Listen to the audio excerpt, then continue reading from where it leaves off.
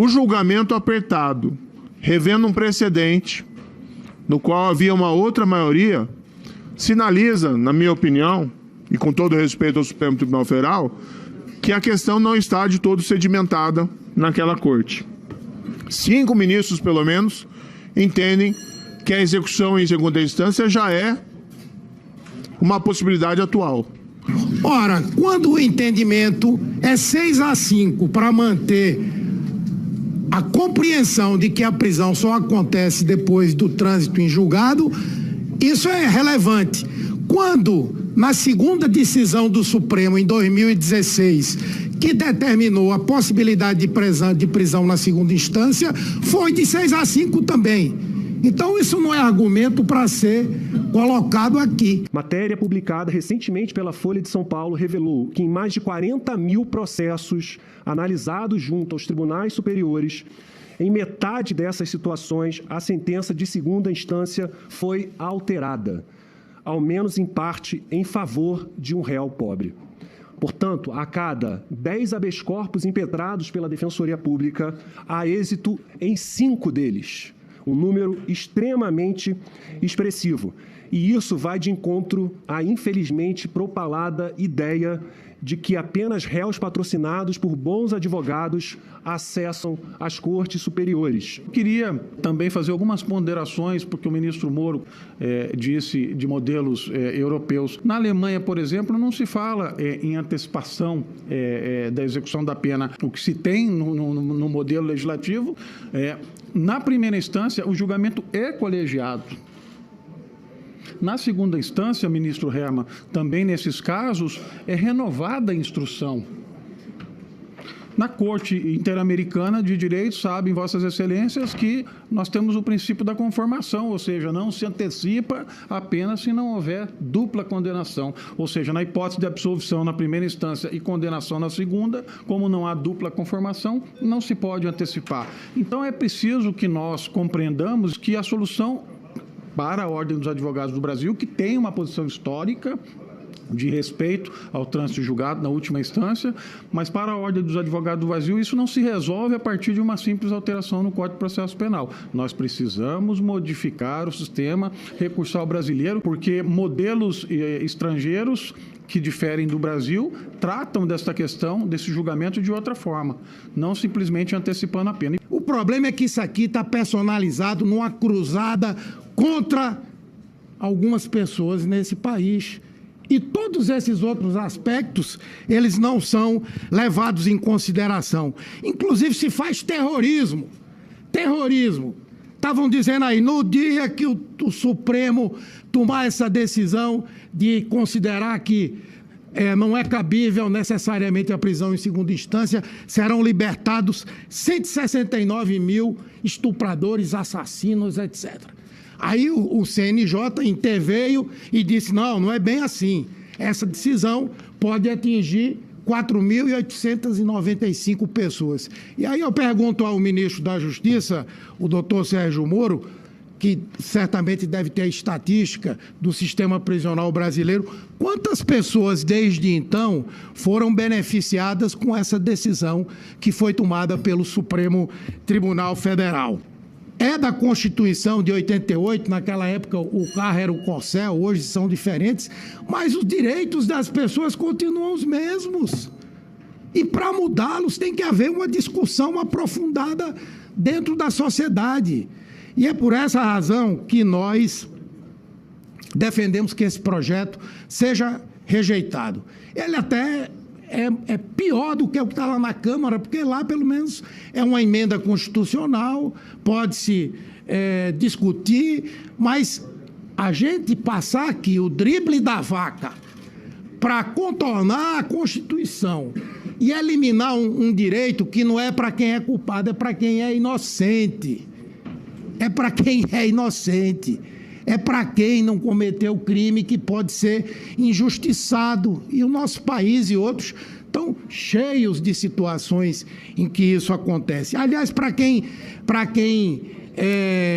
adora, glorifica o sistema americano, eu recomendo, está lá naquele Netflix, um filme, documentário, chama 13ª Emenda.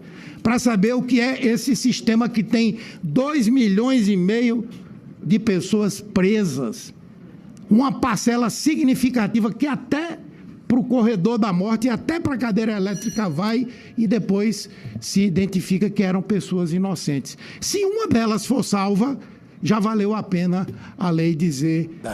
Inclusive essa temática do entendimento, ora, quando o entendimento é 6-5 para manter a compreensão de que a prisão só acontece depois do trânsito em julgado, isso é relevante. Quando, na segunda decisão do Supremo, em 2016, que determinou a possibilidade de prisão na segunda instância, foi de 6-5 também. Então, isso não é argumento para ser colocado aqui. Temos que debater a questão do conteúdo. Então, a primeira inconstitucionalidade do projeto é essa, que é mudar por lei um processo que teria que envolver a mudança da Constituição. Segundo, outra inconstitucionalidade, ele coloca que a prisão pode se fazer a partir do momento de uma decisão colegiada. E eu pergunto, no caso de quem tem foro, nós não temos mais, mas em breve eu espero que ninguém tenha mais também. No caso de quem tem foro especial, onde fica a definição que diz respeito ao duplo grau de jurisdição? Se um promotor, por exemplo, como um que foi citado essa semana, que eventualmente estaria recebendo propinas de um doleiro, fosse condenado no foro adequado, ele não poderia recorrer em liberdade, iria para cadeia. Além do mais, a possibilidade de prisão em segunda instância vai criar aquilo que a gente está vendo hoje no debate da ficha limpa. O Tribunal de Contas condena o prefeito e a Câmara Municipal inocenta contra os argumentos técnicos e vice-versa. Imagine os tribunais de justiça ou os tribunais regionais eleitorais, onde, queiram ou não, existe interferência política. É um ex-governador que vai ser julgado no Tribunal de Justiça e o governador, seu inimigo, vai dizer: manda prender esse malandro aí. E isso poderá acontecer. E ele vai preso sem o direito de recorrer. Que, aliás, diga-se de passagem, não são todos os processos que chegam no Supremo e no STJ. Tem que ter duas admissões. Uma no Tribunal de Justiça e outra no STJ. Então, é falso esse argumento de que qualquer decisão tomada em primeira instância vai chegar lá em cima. E eu fiquei aqui chocado com a revelação do doutor Rodrigo, do fato de que existem tribunais, como aconteceu agora lá no TRF do Rio Grande do Sul, em relação a uma decisão do Supremo, que simplesmente não tem o mesmo entendimento. Não tem o mesmo entendimento, tem um entendimento diferente da instância superior. E aí o cidadão fica impedido de recorrer à instância superior numa condição de liberdade. Imagine o Tribunal Regional Eleitoral. Vamos trazer para cá, Tribunal Regional Eleitoral. Se o cidadão, o político, o deputado, for condenado na primeira instância, recorre ao TRE, o TRE pode mandar prendê-lo. Se considerar que ele cometeu um crime eleitoral, poderá mandar para a jaula. É verdade ou não é verdade? E Tribunal Eleitoral tem ingerência política na sua composição ou não? Então nós temos que pensar em tudo. O problema é que isso aqui está personalizado numa cruzada contra algumas pessoas nesse país. E todos esses outros aspectos, eles não são levados em consideração. Inclusive, se faz terrorismo. Terrorismo.